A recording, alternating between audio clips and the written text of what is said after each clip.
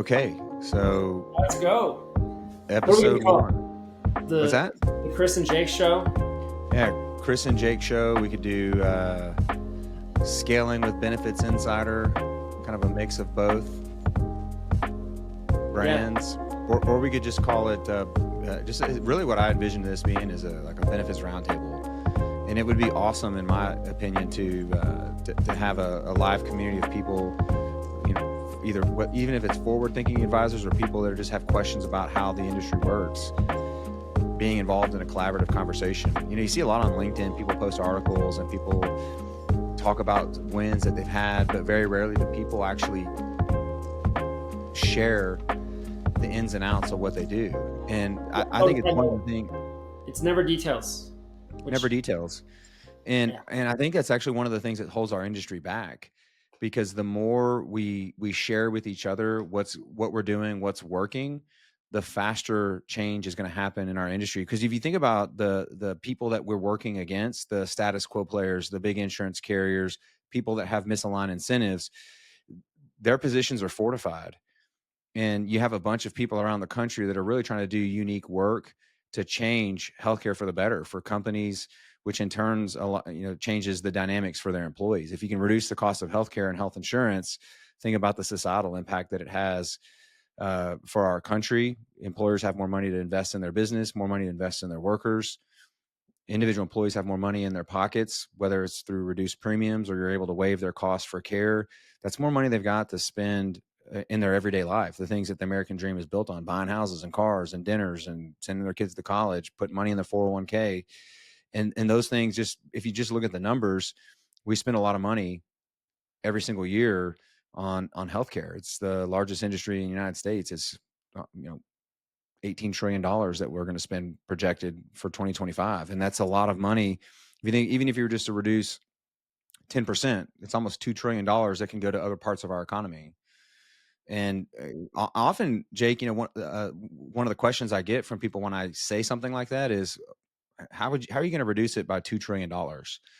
And there's not this magic wand that you're going to see the government wave and all of a sudden costs are going to come down. I mean, we've seen that happen, and it's not worked.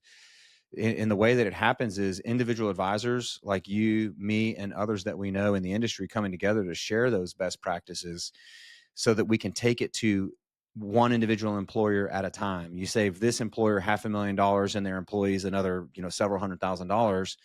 But as you replicate that from employer to employer to employer, that's putting money back in local economies, which when you aggregate that around the nation, it adds up to big, big dollars.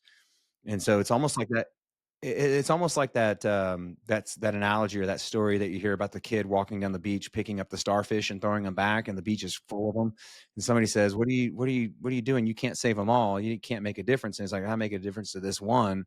But the more that we do that, and the more this catches on, and we teach other people how to do it, is how you're going to have a big, big impact on society, really.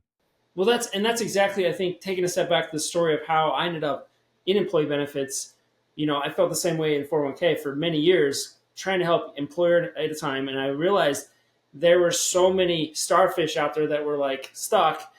And yes, I could help one by one and do some good work, but is there a bigger impact I could have with more people if I could help the industry rise up and do more and get the attention out there on the good work being done, right? Because there's a lot of great stuff being done across the entire, from health insurance down to 401k, but most of it is done behind closed doors in a conference room, and it's hidden from everyone's view until you get that opportunity yourself to sit in those rooms. And so to me, if we can pull that back and show behind the scenes and really be transparent and not be afraid of our competition stealing our ideas and our competitive advantage, everyone's going to benefit. There's way too many companies out there that need our help for us to do it one by one. So that's, I think, for why I wanted to do this show, and I think why we can have these long chats about all this stuff, because we're both so passionate about the real big vision and impact we can have.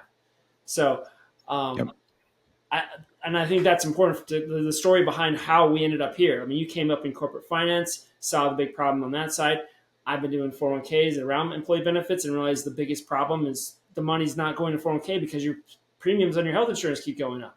So it kind of happened over time gradually for me to realize that's where I needed to be to make an even bigger impact than what I was doing just in that one small piece. Yeah, and it's interesting you say that and share it. Most of the people that I meet in the benefits industry didn't come from the benefits industry, and I really think that that speaks to the power, the potential power that we have by collaborating. I meet so many different people that come from corporate finance or accounting or sales in a different industry or 401k or even operations. You're seeing a lot of people coming from the clinical side moving into benefits. I met an advisor that had previously been in an HR role in a company running a benefit plan and saw an opportunity to have an impact in this industry. And why that's important is each of us has a different background and perspectives on how to bring solutions to the table. And none of us have the silver bullet.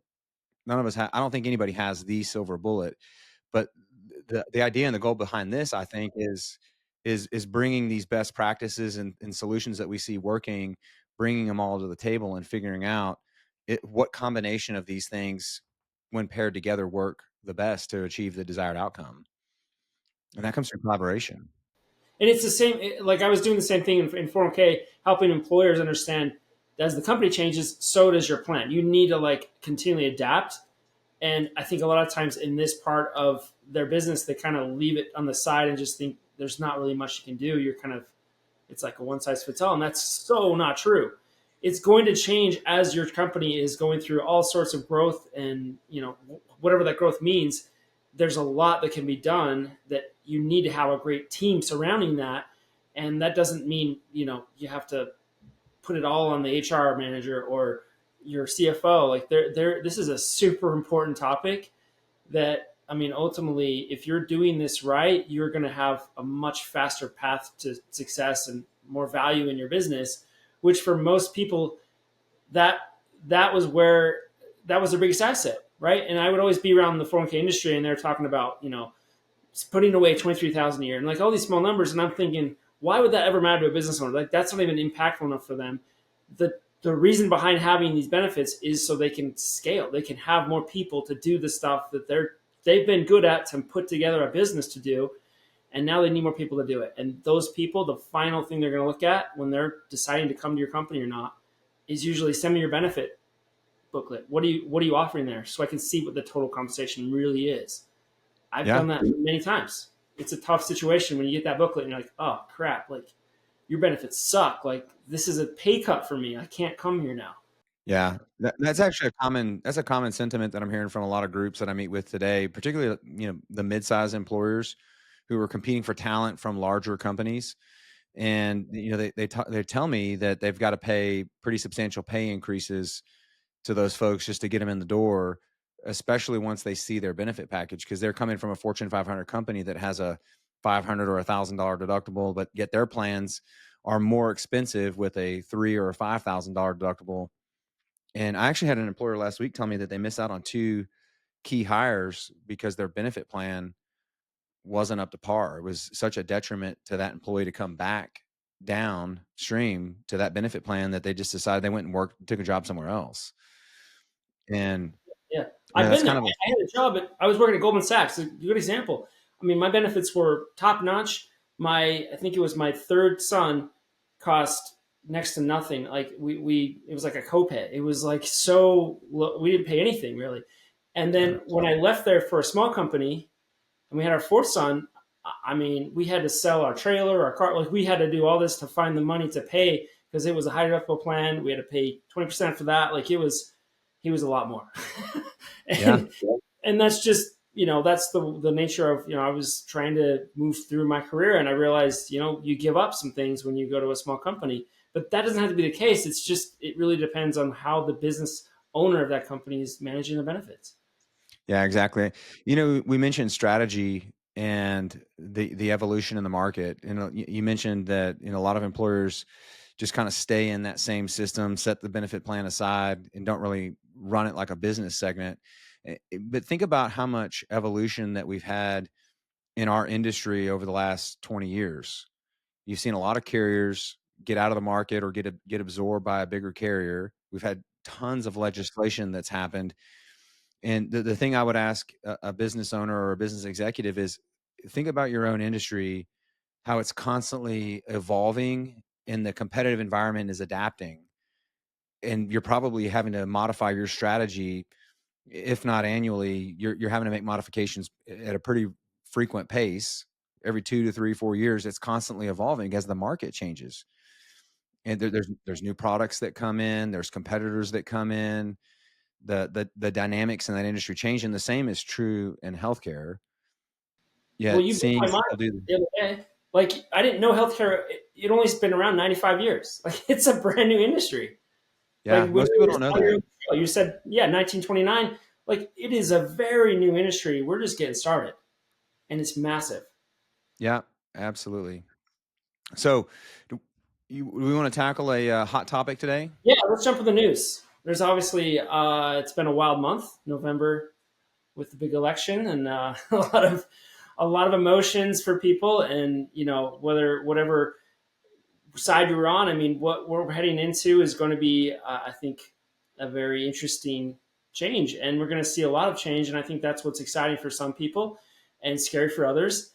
But the biggest thing in the news right now when it comes to health is RFK, and what he's going to kind of focus on, and how President-elect Trump is going to give him some freedom to do what he thinks is best. So If he's able to be confirmed. we can. I mean, there's an article that just came out from the Wall Street Journal. It's kind of been spread all over all the different news channels, but there's a couple pieces to it that I thought stood out to me, and it goes back to what you were saying on the other day on a different show with why healthcare has gone up. It's people aren't as healthy as they used to be. We're definitely eating out a lot more, eating a lot of processed stuff. We're having difficult health problems. But then on the other side of healthcare, we have a lot of advances in healthcare, which are keeping people alive longer, and there's a lot more things we can do to keep them going. But it's very expensive, and so and it's not just the doctor that's making the money, right? There's a lot of components and hands in the pot, and so I think RFK's got to look at, can he start to work towards some solutions on the health insurance side and the pharmacy side and big pharma and all those things, or is it going to lean more towards, can we get people, eating better and having a more healthy lifestyle? Both tough things to tackle. Yeah, and I think there's not one solution. I had mentioned that if you just look around as you go out into the city. I mean, if you unless you live in like Boulder, Colorado, but anywhere in America that you go, you just look around in public. Americans are just generally unhealthy. And if you look at our society back in the turn of the century in the 1800 to 1900s, even into the 40s, compared to our society today, the population looks a lot different. And if you look at the rates of obesity in the United States, I mean, it's a condition, it's a chronic condition that causes so many other health complications: high blood pressure, diabetes, high cholesterol, metabolic diseases that spawn other expensive conditions to treat. And so it just as the population becomes generally unhealthy, that's one conversation that RFK has had, is that what's behind that? And I think he's accurately identified some of the things. I mean, RFK is he's a polarizing figure to some. I mean, people love him or they hate him, and he doesn't seem to be there's not a lot of middle of the road thoughts that I've heard or seen on him. That may just be the sources I'm reading, but um, I Well, think and I had some facts I was pulling last night to kind of see like what like the CDC was saying. And there's almost 1 million Americans that die every year from a heart disease or a stroke, and that's like 1 in 3 deaths. So like there's a serious problem, and no one denies that. I don't think. I mean, we know, but are we willing to change? And that's where we've seen some of these wellness programs and things and benefit plans, but having your work tell you got to work out is not usually very successful. So no. having the doctor tell you to do it, I don't know how you. Well, I don't know there's what's going to be the. well, there's two ways to if you think about it, whether you call it push pull or you call it supply demand. For somebody to make a change to become healthy in their life, it requires the first thing. It's acknowledgement of a problem, and it's two, the willingness to want to make a change, which is typically why we see corporate wellness programs struggle, because you're having an employer dictate to employees, we want you to be healthy, we want to give you the tools, but what employees hear is you're forcing me to, and I don't really want to. I love my cigarettes and cheeseburgers and 48-ounce Cokes with 200 grams of sugar, whatever that is, right? And so if the end recipient, the end participant doesn't want to do something, they won't. Furthermore, Jake, think about this. I mean, you're a fitness guy. It's really difficult for people that want to make change to stick to it. It requires a determination. It requires discipline. It requires a program. It requires knowledge. And so, on one hand, from the demand side, it does make sense to educate people. People need to be educated about what the food that we're consuming is doing to our bodies, the things that we need to do to be healthy, about exercising and sleep and making sure we're getting proper nutrition and all those sorts of things. RFK is really big on that piece of it, but he's also big on the supply side. And what I mean by that is he's looking at what's in our food supply. What are the things that we're making available? I'm a big believer in free will. I don't identify as a Republican or a Democrat. I'm more of an independent libertarian type. I think people should be able to make their own decisions. But there are some things when you think about the marketing of food, the way it's packaged, the way it's marketed to people as healthy when it's not. Those are some things that can be misleading to people to make bad choices when they think they're making good choices. And when you think about the ingredients that are in our food, one of the things that people have made a lot of fun of RFK for is he's talked about Fruit Loops, for example. And if you look at Fruit Loops in the United States versus Fruit Loops, crazy to be talking about Fruit Loops, man. What the heck are we doing here? First of all, but Fruit Loops in Canada, right? We're going to debate. We're going to turn our entire healthcare debate on Fruit Loops here, Jake. So bear with me here. But if you look at the ingredients in Fruit Loops, and it's things like red dye, yellow six, artificial, all these artificial chemicals that we're told that they're not bad for us. But what does that mean? Does it mean it's not bad to consume it one time? It's not toxic in a single dose, but what does it do to our endocrine system, our hormones? What does it do to the rest other functions of our body when you consume those same ingredients over a year or over 10 years? And I think that's the argument that he's making, because when you look at the Fruit Loops in Canada, they don't have those artificial dyes and chemicals in them. It's the orange color comes from carrot juice, and the purple color comes from raspberry juice, or more natural things, right? And so I had the it, same experience in Australia. I lived there for a couple of years, and I don't. I need to look at the like fact check this, but when I was there, I was told caffeine can only be in dark colored sodas like Coke and Pepsi, but Mountain Dew couldn't have caffeine in it. That was a law. It was like an Australian law, and so we had a lot of like we would drink Mountain Dew and know that wasn't going to keep us up, right? So like it was just weird because here in America that's not the case, right? We don't have that law, and so I don't know if that's true or not, but that's a similar thing. Like what's put in front of you, the perception of what you have, and then why is it that way? Like, why do we need the dyes in it? Because we like the colors stronger than the natural stuff can do. It's just interesting to see you know, what it goes back to your comment of like, where's the money? And that's, yeah. that's where the results are going to happen. When you think about even not just the chemicals that are in the food from a processing standpoint, but what are the chemicals that we use in the fields? What are we fertilizing with? What are we using as a pesticide? In my understanding, there's quite a few ingredients in the food, but also that we apply to the food in the production process that are not allowed in other parts of the world because they've been identified as carcinogens. And it's often discounted the impact of the toxicity of our environments that we're in, whether you're talking about pollution or you're talking about chemicals in your food or things that are applied to our food during the farming and production of the food. All those things add up over time as we consume them. And I've come to learn this over the last several years, just working with my doctor. If you think about toxicity, our bodies will build up toxicity over time.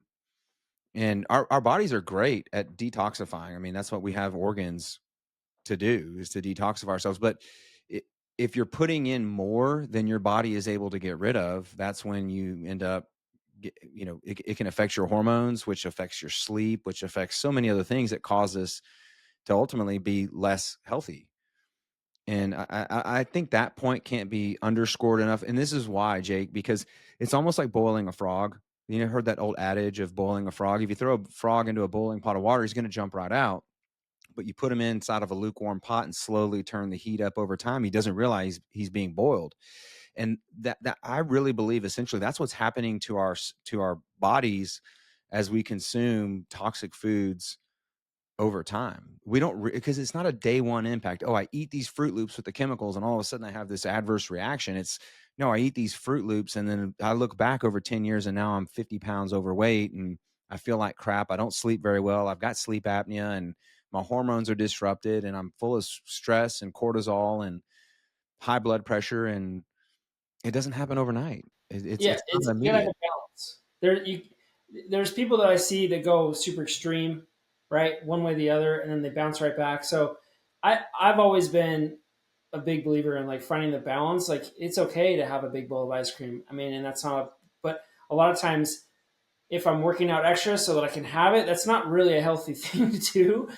So, like, you've got to have balance and realize, you don't want to put yourself in a weird social situation where you're not going to eat the birthday cake. And some people go that extreme. And so, there's just so many aspects of this discussion that I think are going to continue to be a big topic. And I hear it all the time, when I go out and visit with different employees and employers, like, I hear, you know, this discussion about this. And because when it really boils down to it, the reason you're now having more money coming to your check is because you've got a lot of people that are unhealthy. It could be you, could be not you, but they're all part of the reason. And we don't think that we're blaming other people for it, but it's all of us. So, which which is just, I mean, a long topic we could go on and on about. But um, yeah, well, I'm really interested to see kind of what changes come and how that gets handled. I've The other side of it is big pharma, and I'm sure we'll have a whole show just on pharmacy and how that is, changing all of us in a lot of ways and how much we are relying on those. I hope to in the future have my neighbor actually owns a pharmacy, and his wife's a doctor. Very awesome friends of mine, and some of the stories they'll tell me just blow my mind. On their perspective of what they're dealing with in their role inside of the healthcare system. It's so we'll have to have them as a guest at some point, I think. Yeah, I mean, that would be super interesting. We touched on the uncertainty post-election and these cabinet picks that Trump is gonna make. Obviously, RFK is a big one if he's confirmed. There's a lot of uncertainty in the pharma world of the impact that some of his policies are gonna have. You can see it in the stock prices of a lot of these big pharma companies post-election. A lot of them are down pretty substantially. It's hurting the whole market as a whole because a couple of them are in the Dow and that's only 30 stocks. So it's a big deal, Yeah. and it's been going up for many years. And so yeah, it's kind of interesting to see how quick it's reacting. Yeah. Uh, Well, I think the big reason for uncertainty, and I mean, I'm kind of independent when it comes to RFK. I mean, I don't know the impact that he is going to make or could have. There's certainly a lot of uncertainty about it, but you know, I want to the things that I'm reading in the Wall Street Journal and other publications, it almost feels like his position is being mischaracterized as anti-medicine, anti-vaccine, like a vaccine skeptic, or even worse, vaccine denier. But when I listen to the man talk, what I hear him saying is, we just need to understand the data. And I'm trying to think, just like in any other real world scenario, Jake, help me figure this out. When does it not make sense? We're a data driven society now. We want data on everything. What world does it make sense to not at least look at the data, make the data transparent? Because what I've heard the man say is, I'm not anti-vaccine. I'm pro-choice when it comes to vaccines, but I want people to be armed with their own information so that they can make their own decision of whether this is right for them or not. And I think when we go back to vaccine mandates, there were a lot of people that didn't want to take a vaccine because they didn't understand what the risk was. They weren't presented the risk. It was it was take this or else. And I mean, if you just look at the data that we're getting now, there were a lot of people that were harmed by the vaccine. And and it's that's what he such wants people to be aware of. yeah, because there's a lot of herd mentality around that whole thing where people were just like kind of bullied into it, and I mean it divided a lot of people in a very short amount of time. But there, again, it's perception. Where are you getting your information from, and is it accurate? I think that was a struggle for everybody. I started reading RFK's book, The Real Anthony Fauci. Have you read the book? So I'm not even going to opine on it yet because I'm only about a third of the way through. But he lays out a pretty damning case against Anthony Fauci and a lot of the practices that were implemented with little to no data going into the COVID era. And if you just look, I always go back, and I've said this a million times, and I'll say it a million times again. Charlie Munger's got a quote that says, "Show me the incentive, and I'll show you the outcome." But if you look at the ties between some of these health organizations and pharma, and then you look at some of the policies that were implemented, you do have to ask yourself, why wasn't that data made available to the public so that they could make a choice? And whose interests are people working in? And if nothing else, if it's completely above board, I'm not saying that it's not, but if it is completely above board, then why hide the information? Because when you hide information, it just has the appearance of impropriety, and the mere appearance of impropriety leads to conspiracy theories. It leads to um, all sorts of negative impacts. Really, when you think about it, it creates a lot of disgruntlement among the population, and it kind of really ties into our industry. There's a lack of data. There's a lack of transparency. And there are a lot of people that are coming out now from inside the industry that are blowing the whistle saying, wait a minute, hold on. Do we realize how these other people are tied together and how they're making their money and how it's driving the opposite outcome that you want? And whether you're talking about health insurance, you're talking about healthcare or vaccines or food supply or lumber for building houses, if you insert the industry, people's incentives are going to drive their behavior. And it's understanding, when you understand somebody else's incentive, it's like when you get the pushy salesman. Why is this guy so freaking pushy? It's because he wants a commission. That's his incentive. So you can understand a human's behavior based on their incentives. And I think that point You can't try be to hide that. understated That's enough. the frustrating thing is people try to hide that, and that's where it leads to all these like, well, why did was this the best thing for me? And instead of being transparent, like my job is to sell you this product, right? And that's where it's blown my mind moving into this industry, realizing that some of the things that you've been always talking about, some things that I'm trying to implement for clients, helping them really get pull the curtain back and look at what their healthcare or health insurance plan is actually doing. And I mean, it's a lot of work. It's actually, and you're making less money. So the incentive is actually the opposite. You're more incentivized to sell people the more expensive product that doesn't do as good and leaves you no transparency because it's easier. It's like one I paper. Like, oh, I, I think that's a really good point, Jake. The easy thing for a broker to do, if you want to make the most money as possible, is just continue doing what's been done in the industry for the last 10 years. It's sell one of the major carriers using the "it is what it is" approach. There's not much you can do. Collect your fee or your commission, then get your big bonus at the end of the year from the insurance carrier. Scale the business doing that, because the day to day for a broker is super simple to do that. You put it in at renewal. Maybe you meet with the client, once or twice during the year just to give them an update and give them a chance to talk about their feedback. But there's not much that can be done. But when you think about the insider plans, those are actively managed. You're running your health plan like a business unit inside your company, and you're hiring an advisor. That's more work for the advisor. They now have access to real-time data.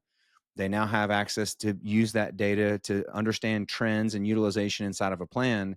And if something needs to be modified during the year, you need to pull in an additional vendor to handle a rising cost situation, you have the ability to pivot on a dime if needed. It's not well, let's wait and see what happens at your renewal, which is oftentimes a strategy that we hear from employers. But in that model, it's more intensive for the broker or the advisor, because now you have to invest in the technology. You have to actually do something, meaning monitor it. And then it requires a different level of expertise. And that's a harder business to scale than just slinging a big carrier fully insured or level funded policy. And so that's why I think that's one of the reasons why you're not seeing as many advisors pick this up and run with it, even though they know it's a solution. I talk to people all the time as I travel the country, going to conferences and speaking at events. I have brokers that come up to me after those meetings and say, "Really like what you're doing.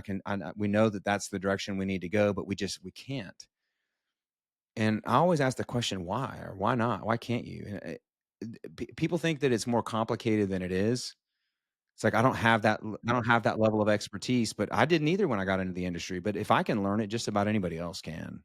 Yeah, it's a big problem where people complicate simple things to make themselves feel more valuable, right? Yeah. Because if it seems too easy, then you feel like you're overcharging them or whatever it might be. But that's the I think the key is like they try to keep it a secret, like this is that. But the hardest thing about being in the employee benefits space as a consultant or broker is you've got to not only I mean, most of them just chase people, right? They're hunting. They're not making any content. They're not building any awareness to come to them. It's all about chase. And on the flip side of that, when you get a client, if you get someone to say yes on the chase, then there's the work that goes into it. And if you do a fully insured plan, a lot less work for you, and you can go back to just chasing. So when you do this real good stuff and you tear apart their plan and you actually save them a lot of money and get them better care, it doesn't leave you as much time to go chase people. And so I think where we're kind of coming into this now is saying we're going to do this work and we're going to just tell everyone about it, realizing that, yeah, there might be other brokers out there that are going to copy what we're doing, but they're not going to have as much energy as us because we're going to push it and we're not. And plus, we don't care because we know there's a bigger impact to be had if we do it that way. And that's Yeah. why it's a different mentality that's not common in this industry at all. Yeah. The other thing you mentioned chasing clients, trying to do the same thing, rinse and repeat, keep them in the status quo. But the one thing that I've noticed once I started the insider program, gosh, I'm trying to think how long it's been. It's probably been 9 years ago that I started doing this specific type work of teaching employers how to build a custom plan. Um, I started noticing I got pulled into deals. When you think about a business owner or CFO or an HR leader, they're probably tied into either YPO or they're part of an HR or CFO roundtable. And most of my clients now come to me from my existing clients. I'll get a call from a CFO that said, "Hey, I was just a part of this national CFO roundtable, and you wouldn't believe health insurance or healthcare was like the hot topic." And I explained to the table, "This is what we're doing." And I had two or three people that I gave your contact information to. They want to talk to you about what they're doing, what we're doing. And so, how can you do such a good job for your clients that they actually become your hands and feet in the market? And when you do that, yeah, it's a lot more intensive to do this type of work, but if you give up that chase, I'm going to go chase a bunch of people. I'm just going to do really good work for the existing clients I have and let them tell the story. That's what drives business. No, It's a it's different business model. absolutely true. Like, and it's not everybody doesn't have that mindset, and I think that is oftentimes the battle that you're trying to change that because most of the CFOs and CEOs and CHROs like they're used to that. They've been trained that this is how it's going to work. I'm going to get bugged to death by somebody, and whoever keeps bugging me the most, I'll give them some attention, and then maybe there'll be some reason I can disrupt. Like it's all timing. Like you're just hoping that someone picks up the phone and says, "Yeah, this is a problem. We know that our situation is not what it should be." Right. But what led Yep. them to that feeling is what's important. I'm trying to help them understand is like there's a reason that you're dealing with this problem right now, and where are you going to get the solution? And yeah, they're going to ask their friends. I had this. So in 401k, I'll give you a quick example of the same thing I was doing. I came into a book of business with a group, it's a small investment advisor firm, and they had all of their plans, all their 401ks with one TPA, one administrator doing all the compliance work, right? That TPA got acquired, and then the service just dropped off, and everyone was super angry at the TPA, which put us at risk. And so I had to go through and basically move everybody to different solutions, which took me months of work, no extra pay, but it got them in a better spot. And I was able to diversify our different partners and figure out what was the best solution for them and not just have one place that I push one product, right? And so Yep. I've always had that mentality. And so now I come into this, I'm like, this is super exciting for me. I love to come in and just talk through, this is what's really going on and show them, which is the same. It's the benefit insider approach. It's what led me to have so much fun working with you and seeing the content that you're producing and how much I've learned in such a short amount of time. So it's been awesome to see just the comparisons of what I was doing and now the bigger problem I'm facing. You didn't say this to me, but I'm gonna take credit for it. You getting into the benefit industry. I'm on the record now of taking credit for Jake Rushton getting into the benefits industry. And it's I got to funny. give a shout out to Andy too. I mean, I wouldn't know you without Andy Neary. If you're watching this show and you don't know Andy, that'd be weird. But I'm glad Andy introduced me to you Yeah, for sure. no, I'm glad too. And I look forward to seeing great things to come as we continue to collaborate together. I think we got a question though, didn't we? About what was the question that we had? It was something about fully insured, level funded, self funded. What was the question Yeah. that we got? So the question I think that is on a lot of business owners' minds or executives' minds is they've heard about self funding, they've heard about level funding, they know that there's really a benefit to seeing the claims and understanding what's going on to increase their premiums.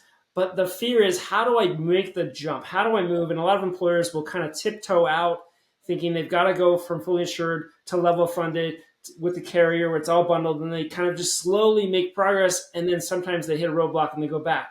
So there's a lot of fear around the unknown, what the real day to day looks like. What kind of are they going to be giving, saving some money, but giving up tons of time to do that? And then I think that's where I'm trying to help alleviate some of those concerns, because it's like, every employer could operate a little different, but and every partner that you're bringing in, every solution could be a little bit different. So that's what I wanted to talk to you about and get some of your thoughts on how do we alleviate those concerns.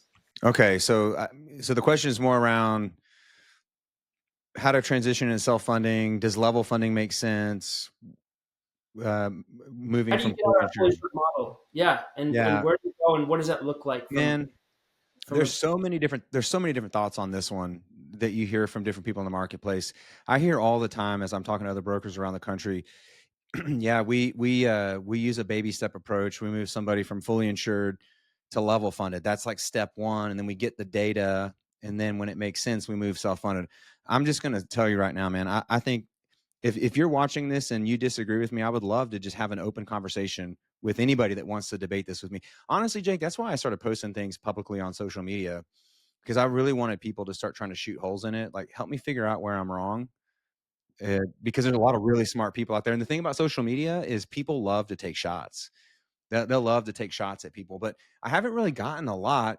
There's one guy out there, and I think his shots at me are misguided because he thinks I'm talking about him. I'm not going to say his name, but if you just go back and look through some of my posts, and I actually have met him before, and he's a really good guy, and I love him. He's just a really interesting character. But I was really hoping that I would get more feedback from other advisors that would just say, "Hey, have you thought about this?" Or "That's not the right way to do something." And I haven't had as much of that as I thought I would. But my thought was, I'm going to put these strategies out there. I'm going to talk about the work that I'm doing, and somebody's going to give me critical feedback that I'm going to be able to take and then modify my approach to make it better. So I disclaim what I'm about to tell you, but I think level funded plans for the most part are garbage. I don't use them. I use them let me say this. I use them very selectively. And let me explain why. So say you have a fully insured group, just a small employer, they're spending $1 million a year in premium. So I'm just going to kind of make this math as I go so people can follow along. So $1 million in premium, and they have a pretty high claims year. They're fully insured. And let's just say they're running at like a 95% loss ratio. So that means they spent the insurance company took $1 million in premium, and they spent $950,000 in claims. Okay. And they're going to get a 20% increase. So it's going to go to $1.2 million at their renewal. All right. You following my math, Jake? So at that point, they send the group to market. Hey, you're with Blue Cross, fully insured. We're going to send you out into the market. We're going to go to United Health, Cigna, and Aetna. And we end up getting some level funded quotes back. And one of those carriers comes back and buys the business and says, "Hey, we'll give you a level funded plan. Check this out, Jake. We're going to make you a deal. It's $1 million. It's $1 million." The broker comes back into the client's office and says, "Hey, Jake, guess what? We got you a deal. It's going to keep your rates flat. You can stay at current. You don't have to change employee deductions, and the employer cost doesn't change at all. We should do this. And so let's just walk through that example and what this is going to look like over the next 2 to 3 years. So that employer, if it's $950,000 in claims that they spent in the last year, now historical performance is not a guarantee of future results, right? You've always heard that in the investment world. So we don't know of that $950,000, how much of that is ongoing, how much of it's medications, how much of it was a one-time surgery. Maybe somebody had a car accident and half of that claim was a car accident. But sometimes you run into that. But let's just be generous here and just say that it's only going to be $800,000 in claims next year. That's what they're projecting. So, hey, you had 950 the year before, you're going to have 800,000 now in the following year, and your premium's $1,000,000. Seems like the math makes sense, doesn't it? But what they don't tell you is the mix of how those dollars are allocated in a level funded plan. So if you take any one of the carriers that I named, if they've got a level funded plan for a smaller mid-sized employer, 50 to 60% of those dollars, so of that $1,000,000, half a million to $600,000 is going to be allocated to what's called fixed costs. Because it's, even though the plan looks and feels like a fully insured plan, you've got the same level premium that you pay every single month. That's why they call it level funded. It's level funded. Behind the scenes, it's actually a self-funded health plan. So what does that mean? That means the carrier that's offering you the plan is going out and they're paying for administration. That's for them to process and pay claims, issue ID cards. But they're also going out and they're buying stop loss insurance, which is what self-funded groups do. So they're buying a stop loss policy. That's where premium comes in. So when you add all that together, of that $1,000,000 in premium, about half of it to 60% of that is going to be fixed cost. So what happens? That means the delta is left for claims. Okay. So we take that example. Yes. Yeah. So yeah, let's walk through that example. So you move into this level funded plan the first year, your costs don't change because you're able to get somebody to quote you at what your rates were. You pay $1,000,000. That means you have a claims bucket of about 400K, and they're going to pay out $800,000 in claims that next year. We're being generous. We're assuming that 950 doesn't continue. It's going to go down to 800. So what does that mean? When the carrier comes back at your renewal, they're going to say, well, we only allocated $400,000 in claims, but you spent eight. That's a 200% loss ratio. We're going to have to bump your claims fund from 400. We can't bump it to eight because we think eight's going to be ongoing. Maybe it's going to be higher. We're really going to bump that to, $900,000. So now you take that $900,000 plus the $600,000 in fixed costs. You're now looking at a $1.5 million policy in year two. That's a 50% increase, Jake. That's a 50% increase. And because of the allocation of those dollars inside the plan, I don't see that as a viable strategy long term. And so what makes a lot of sense for employers is why we skip that step altogether. We move employers into a partially self-funded plan from the get-go. And if you design it right, you're going to have a fixed cost to claims cost ratio that's going to be much more favorable to an employer. But most importantly, I can't underscore this a lot. I always talk about misaligned incentives in the industry. When you're level funded with a carrier, you're using the carrier's network, they're doing the administration, and you're using all of their contracting. And if you look at the way the carriers contract for care, oftentimes they own some of the providers that they're using. They own the pharmacy benefit manager. It's a huge profit center for them. We have to break that up. Let's use the carriers for what they're good at. Let's use their network, but we need to align the right pharmacy benefit manager that's not going to take spread. They're going to pass all the rebates back. They're going to allow us to put cost management programs in that employees can get their exact same medications, but we're going to get it at the right cost. We're not going to pay $100,000 for a drug that we can get the exact same thing for $40,000. So Because that real quick, so that component, the pharmacy piece is part of the claims piece, but they're making the prices in the pharmacy. they're setting their own prices for the Yeah, drugs that their that's insurance not even arm is admin going to pay.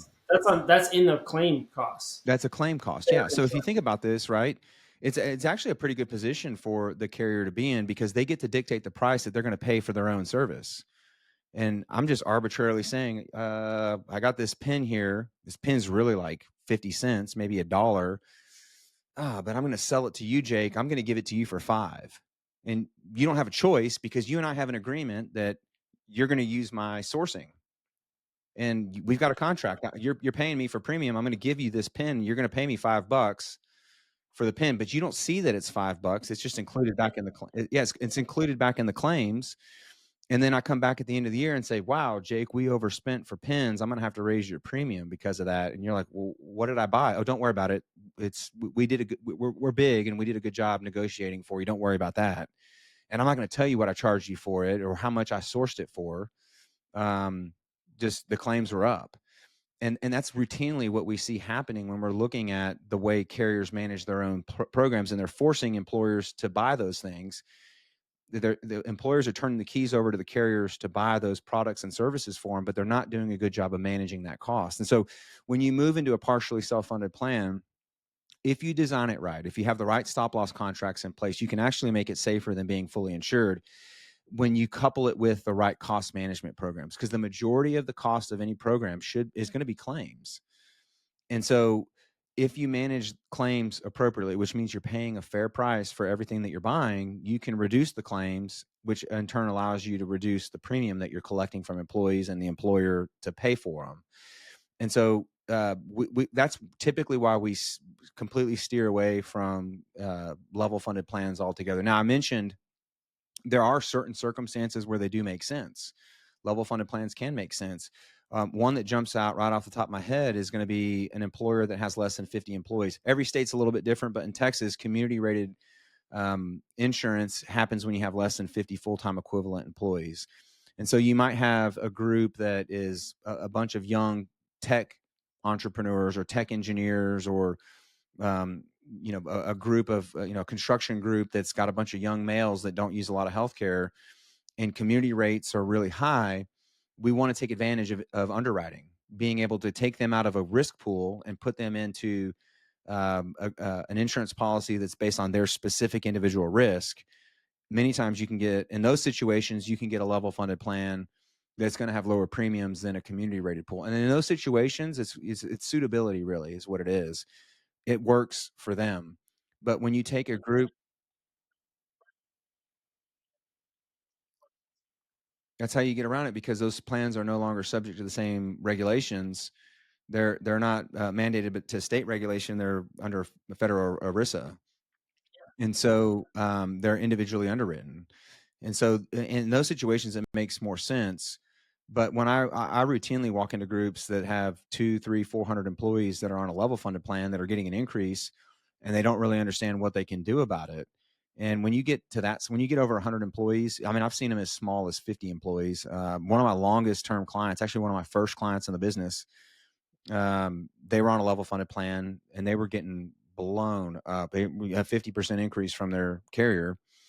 And I showed them the benefit insider strategy, moved them into a partially self-funded plan. I'm a big fan of working with captives for smaller employers.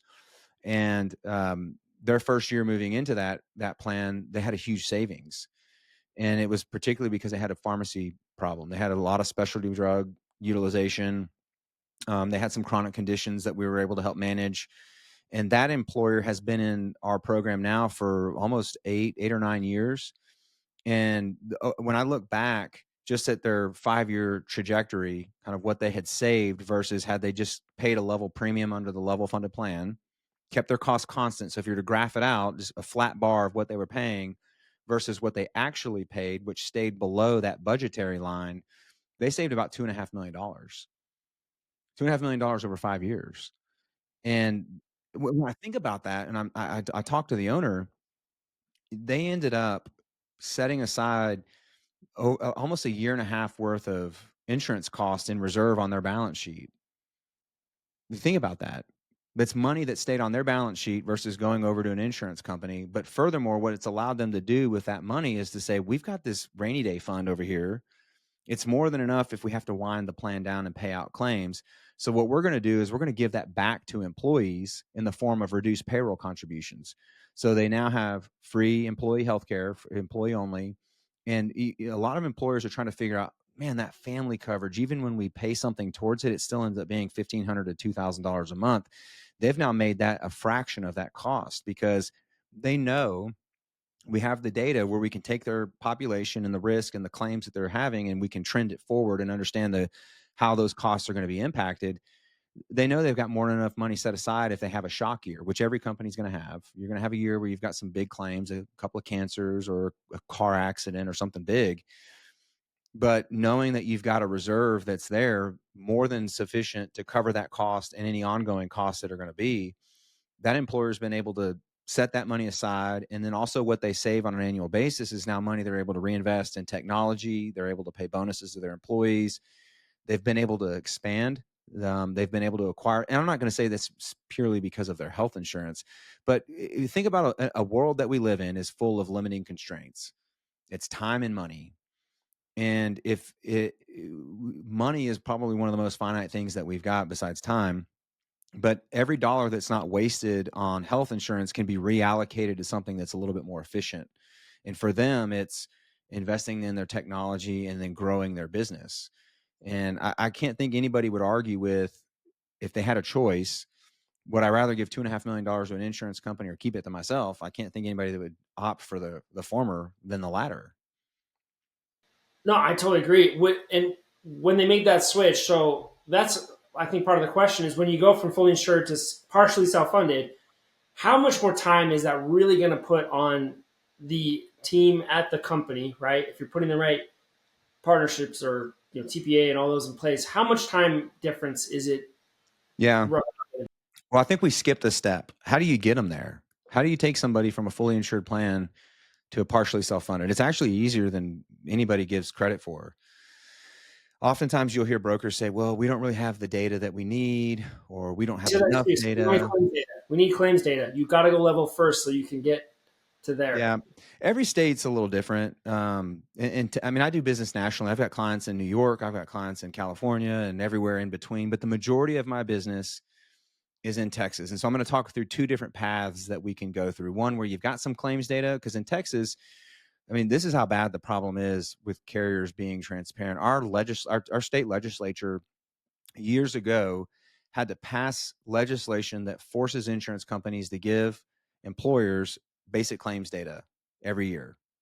Like, we had to go through that process to say, we're going to have to legislatively mandate carriers. You're going to have to give some sort of basic claims reporting to employers so they understand their utilization of the plan.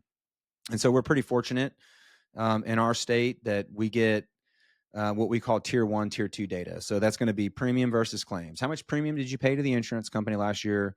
And how much money did they pay out for your healthcare? Doesn't really tell you a whole lot other than those two data points.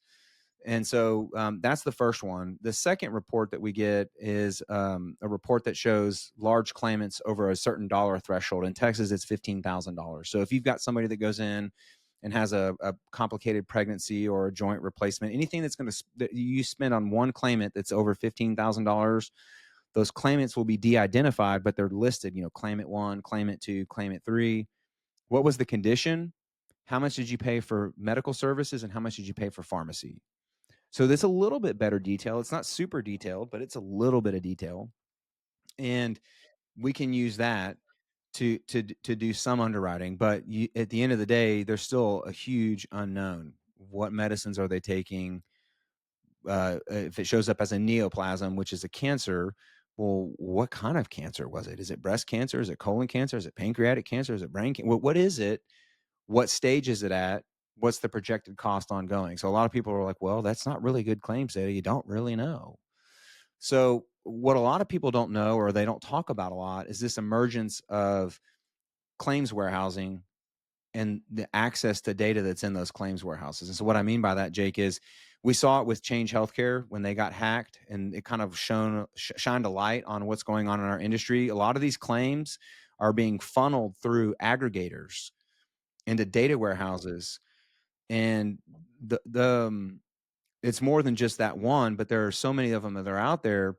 And if you've got a census and you've got member information on there, name, date of birth, social, that sort of thing, from an underwriting perspective, there's different platforms out there that they can go out and capture more relevant data to help understand the risk inside of a group and to help underwrite. And so it allows you to skip that middle step of level funding. By the way, the level funding reporting that you get is not super actionable. It's not like you're getting this treasure trove of data. the carriers slice and dice the data in a way that you get some more meaningful insight, but it's not really good for true underwriting. So that's a side thought that I've got. Um, but what it allows us to do is go to a stop loss carrier. So when you think about carriers, you're thinking probably one of the big four. But when you think about the stop loss market is like a PNC market. It's a catastrophic risk market, and there's not four carriers in that market. Your broker may say they go to four or five or six carriers. That's a whole different conversation of how brokers monetize stop loss. But when the markets that we look at, there's probably about 25 different carriers that we go to, depending on the risk within the group, depending on the risk, and then really the program that the client wants to set up. And so as we engage those stop loss underwriters, they're providing terms to us based on that specific subset of that group. And so you go into it knowing what's the stop loss premium and the fixed costs. We talked about that, right? With a level funded plan, you got to get an administrator in stop loss. That's your fixed costs. But they also establish the benchmarks in a worst case scenario for what the claims will be. And if claims exceed that, then the carrier is going to pick that up as well. So to put that all into perspective, when you underwrite it, you show up to a client and you say, this is what we expect your costs to be next year. But in a worst case scenario, a meltdown scenario where you got 10 people that are hospitalized with cancer or some crazy occurrence, this is your worst case cost scenario. And you walk through those scenarios of what it might look like from a cost perspective. And then goes back to, do the numbers make sense? And do you have an actionable strategy to show that client how they're not going to hit that maximum cost? But if they do, you know what it is. And so really at that point, the conversation shifts from just looking at the number on a spreadsheet. We really, you mentioned this earlier in the conversation, brokers like to make things more complicated than they are.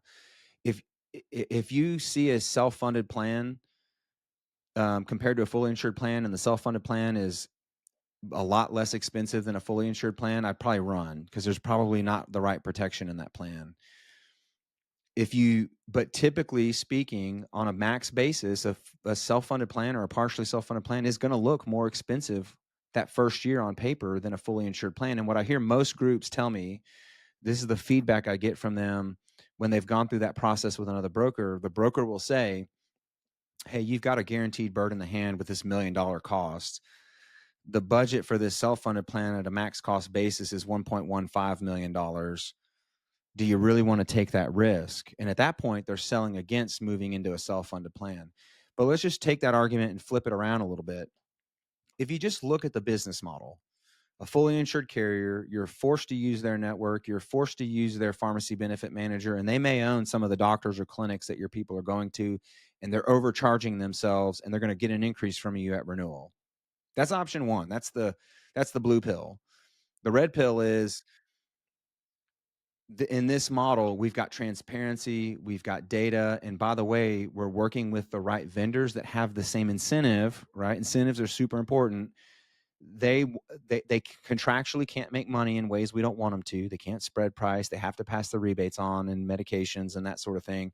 And then we're going to add all these other direct contracts or care navigation programs. They're going to make sure your members get the surgeries and the hospitalizations they need, but they're going to be at a fraction of the price. So if you just look at those two models side by side, forget the numbers. Just knowing what you know about those two models, which one of those do you think is going to produce a better outcome on average over time? And it's like saying, hey, I've got a Tesla and I've got a Ford Pinto. I'm going to put these two in a race down the street. Like, which one of those two are going to win? You don't need to know anything about the Tesla. You got a 1976 Ford Pinto that's blump, blump, blump, blump, blump, blump at the starting line, right? Like, which of those two cars do you think is going to win that race? And so I just think about it just from a strategic standpoint. The differences can't be more obvious to me when I look at it. And that's really the mindset that I took when I started doing this. But now I've got so many groups that do it. The data speaks for itself. The data, and every day I am more convinced that we're on the right path. This is not silver bullet that is going to fix healthcare across all of America, because the business model is constantly evolving. There's new strategies that have to be implemented. But that's the beauty behind it, is that it's a model that can be, it's flexible, that can be adapted to a specific employer based on their specific situation. So I'll quit rambling there, but but those are my general thoughts. No, it makes total sense, and I think that's the struggle that most business owners are having is they're being told the opposite. They're being told that this is going to ruin your business. This could collapse it in a day because you're going to have, you could have a really bad year, and but they're not thinking through like it's not changing the fact that you're going to have a bad year by doing it this way. That bad year is going to happen regardless. It's how you're paying for it ongoing forever if you don't do it, knowing Yeah. how you're doing. So to your second question though, which is what does it look like from a day-to-day perspective for the employer? How much extra work is it? That's a common thing that I hear when I show this to an employer. Usually the first question, either the CFO or the HR leader, because the owner is like, "Oh wow, this makes total sense. We should absolutely do this. Let's look at the other Yeah. end of the boardroom." Everyone else is like, hold up, that's more work for us. What do we do? Yeah. So the things that I would say on the front end, there is a little bit more lift. Most of it should be borne by the broker. And what I mean by that, when you think about your level funded or your fully insured renewal, you sign a carrier contract. It's a pretty easy implementation. When you move into a partially self-funded plan on the front end to get something set up, it is a little bit more complicated, but not exceptional. We've got to do an implementation with an administrator, whether that's a carrier, whether that's an independent TPA, third-party administrator. We've got to get stop loss, and then we got to do an implementation with a pharmacy benefit manager and the care management programs.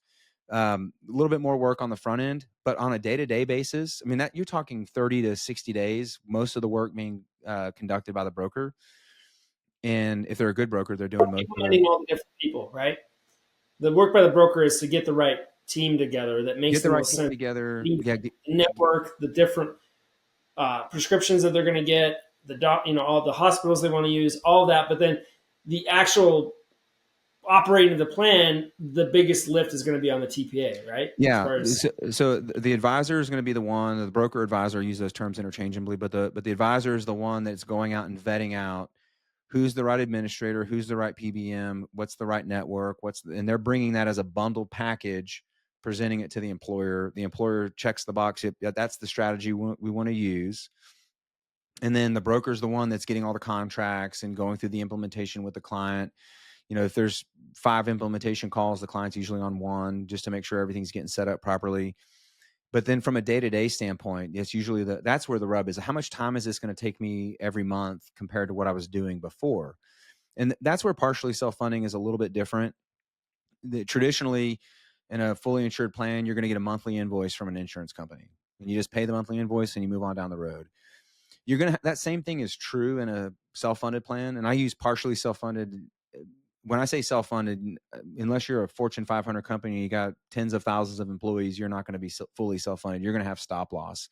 So if I say self-funded, I'm talking about partially self-funded. You got a stop loss carrier behind you, but you're going to get one monthly invoice that's going to be for the fixed cost. That's going to be administration and the stop loss.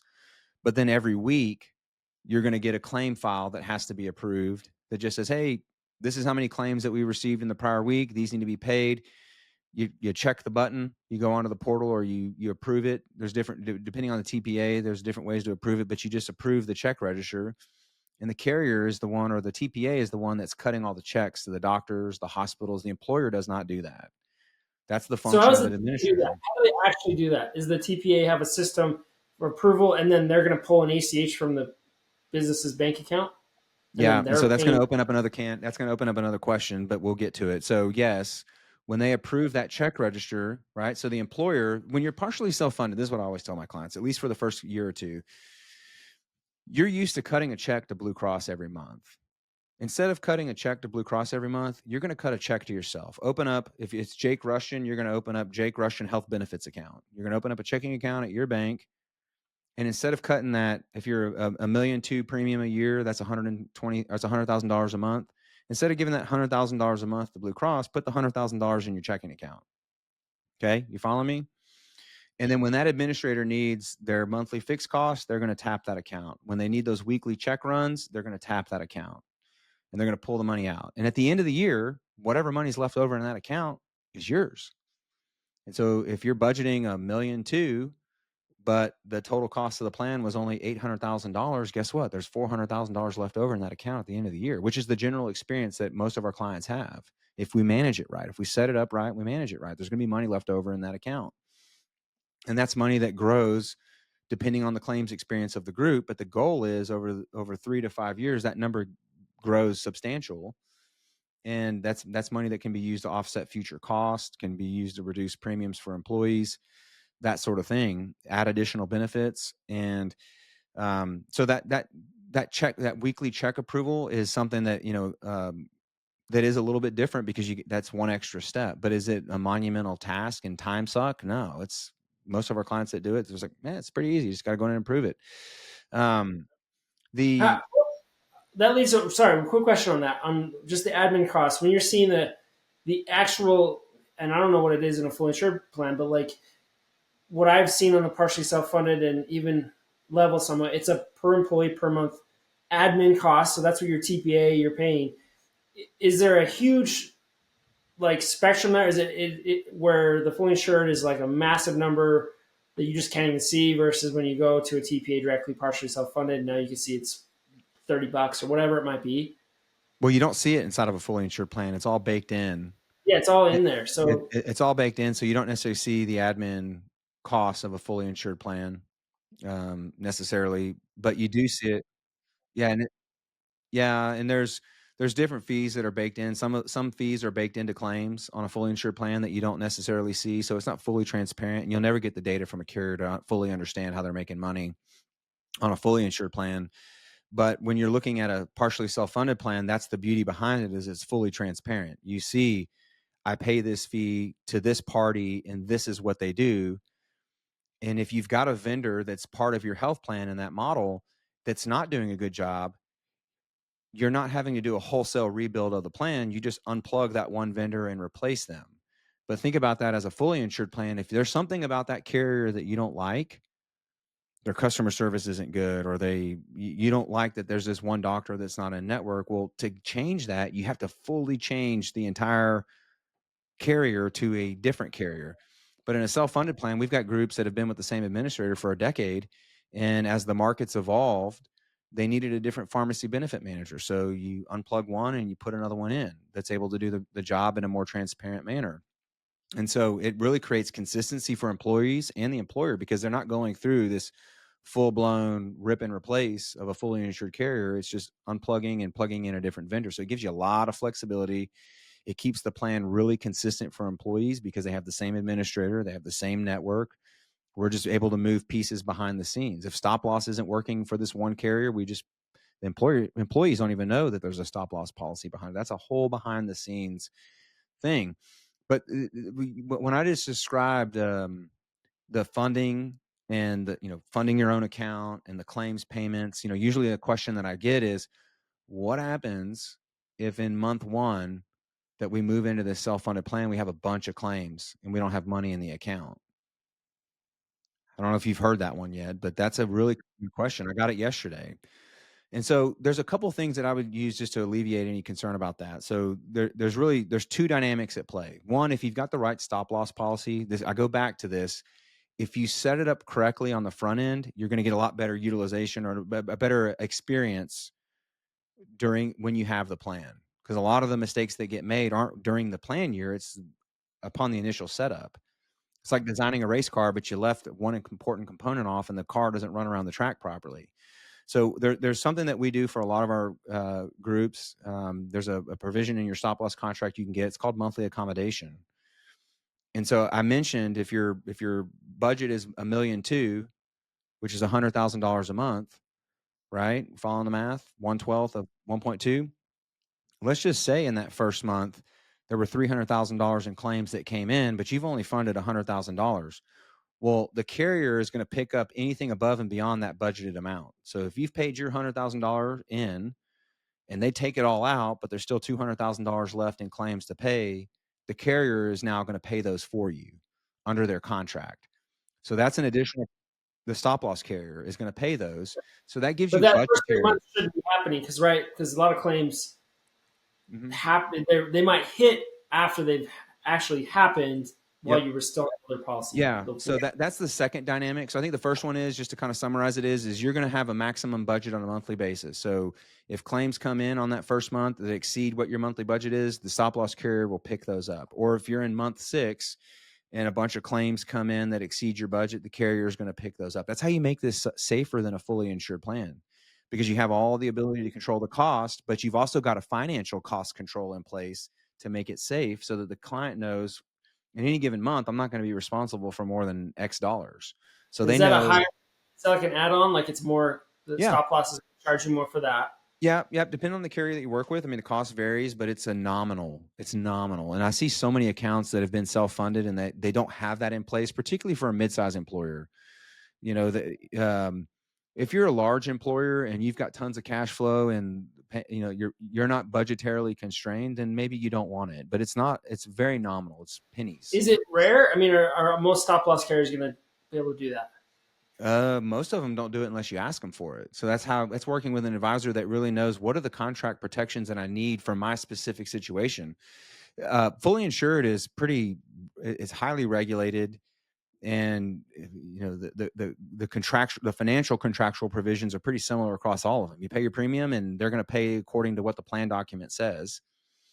But when you move into a self-funded plan, it's what you negotiate with the carrier to cover, and you can add all sorts of coverage, and you can strip out all sorts of coverage. I've seen a broker try to come in behind me to show a cheaper stop loss policy and say, "Hey, I can save you 10% by doing this." And it's like, okay, well, let's look at the contract, and what does that contract say? And when you look at it, it's like, okay, well, here's the 3 things that are different about this contract. Are you okay with that? And they're like, hell no. I don't want to take that risk. Well, that's how you get a cheaper policy, is you just buy less coverage. Let's take away the monthly accommodation. Let's take away advanced specific deductible funding. Let's increase. Let's put an ag spec. And I'm getting technical here. But these are little nuanced details that a really good advisor is going to understand about the client. What's their risk tolerance?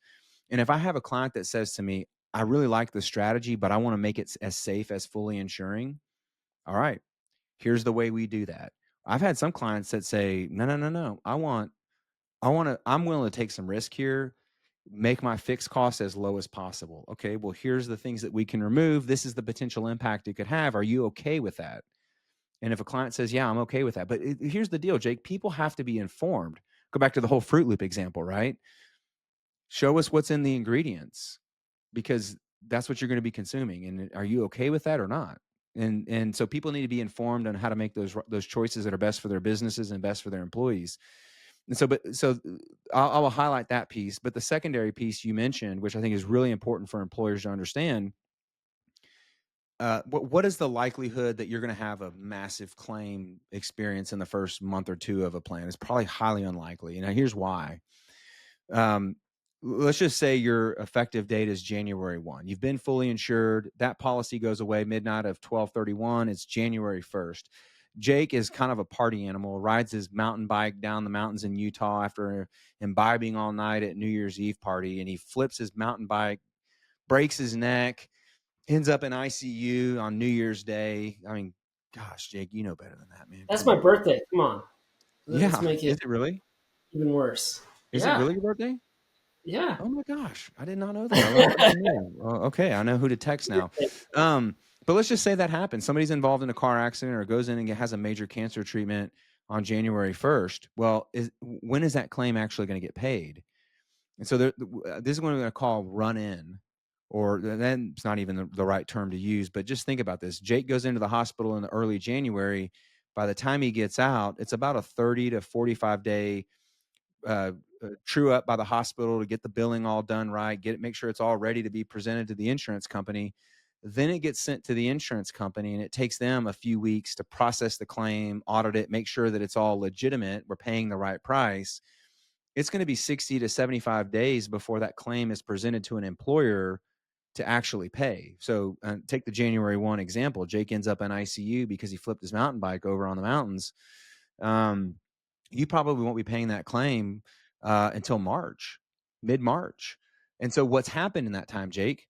The employer, you go back to the $1.2 million example of annual premium, they're funding $100,000 in January, $100,000 in February and $100,000 in March, so that when Jake's claim comes in, there's money to pay it. So the things that will start coming through immediately are going to be pharmacy claims. Those adjudicate very quick. And so the first month, you're going to see your normal pharmacy claims. But if we've done it right, we're not paying the exorbitant prices for medications that we were paying when we were fully insured, because we're not allowing the carrier to mark up the price of the drug so they can put profit in their back pocket. And rebates, which those follow on at a later date, but those will start coming back to the plan to help offset plan costs. So because of those two dynamics, making sure the contract is set up properly on the front end, and also knowing that when you're going into the plan, you're gonna have a lag, kind of a silent period where there's not going to be much claims going into it for the first couple of months. It's really like month 3, month 4 when you'll start seeing claims come through, and it normally takes about 3 to 5 months before you, from there, where you start seeing a normalized claim pattern. But that first year is what we would call immature. It's not going to be a full year's worth of claims. So probably a way longer explanation than you wanted, but it's those But dynamics. yeah, at the end of the day, like those are that fear has been spread around by people that don't want to put the work in to actually get them on a better path because they make Well, less money and they have to spend more time helping them. and let's talk That's about what that means by less money. Let's talk about what that means by less money. I think it's important for employers to understand when we say brokers make less money. Well, what does that mean? Help me understand. So, when making less money can be two things: you have a higher expense, or you have less revenue. And typically, when we move groups into, I mean, I typically work on a fee basis only. A lot of clients are paying commissions that are embedded in premiums, or they're paying a fee that's embedded in premiums. But also, at the end of the year, those carriers will pay a big bonus to the brokers to keep them in that system. And so when you move out of that model and you move into a self-funded plan, those bonuses go away. So that's reduced revenue to the brokerage.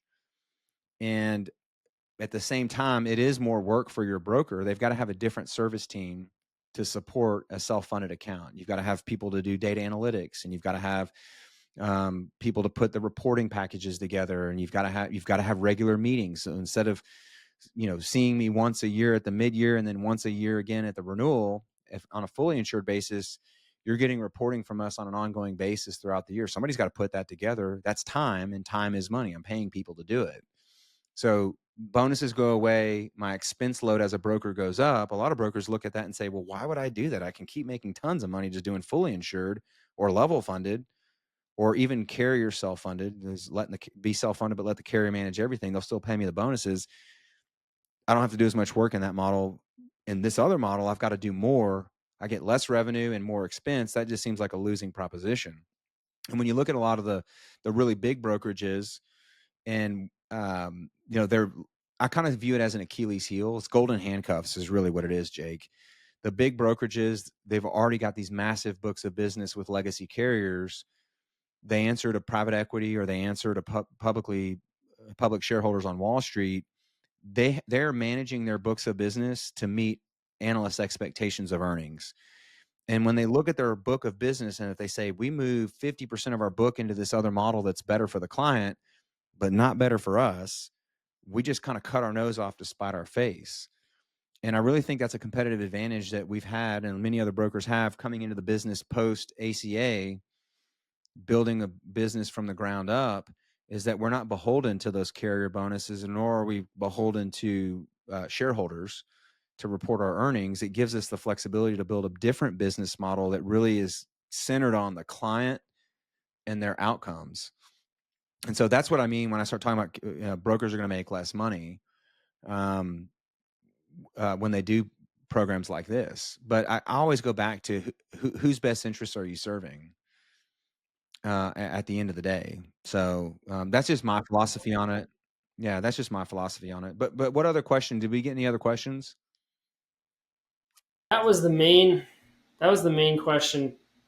Yeah, just how do you make that move, and then all the different nuances to it. I'm sure we could break that up into a million different parts and have show after show. I did make a note. We need to talk about contracts. I mean, that monthly accommodation component and some of the things to look out for, I think, are super important and kind of hidden. Not a lot of people talk about, and I think that Yeah. topic is So relevant. I would end this one, Jake, with a call to anybody out there that sees this. I mean, our goal behind this is to be collaborative with anybody in the industry or anybody outside the industry that just has questions about health insurance or healthcare in general, or policy or economics. If there's questions that you've got, or you want to participate in some way, whether you send us a question or whether you say, "Hey, I want to jump on and be part of the conversation," I would just encourage you. Let us know what your thoughts are. Let us know what questions you have. There's nothing more I would love than to get questions from folks, and then we're able to kind of slice and dice it and create content for folks to educate people on different ways to do benefits that drive real bottom line results for companies and provide real impact for their employees. That's really the goal behind this, is to collaborate. 100%. Yeah, and the more questions we get, the more people get involved. And you can leave a comment on the video, or because we're going to post this all over the place. But if you leave a comment, we're watching those really closely. And if it's something you like, don't want to have it out there, and you want to ask a different question, just send a direct message, a DM. We check those too, and probably on LinkedIn be the best place. So I say LinkedIn and YouTube are where we're going to be posting a lot of this content. We're posting a lot everywhere, but it's going to continue. And the more we hear back from you, the more we're able to kind of answer some of those questions that are on your mind, top of mind, that are relevant and can help your business grow. Because that's really what we're trying to do, is put ourselves in your shoes and not necessarily out here pushing, what our agenda is. We want to see you win, and win with you. That's the whole goal. So Yeah, and bring us a controversial question too. We're down for that. yeah, we want to get into the messy stuff. If you follow me on LinkedIn, you know that I'm not afraid to state my opinion. I've tried to control a little bit more, but people can have opinions, and it's important to talk about them, because it could be based on some information that you didn't know, and that's we didn't know, and we always want to hear that. So this is gonna be fun. We'll keep Awesome. this going. Well, yeah, it was fun, Jake. I appreciate you making time for it. Thank you.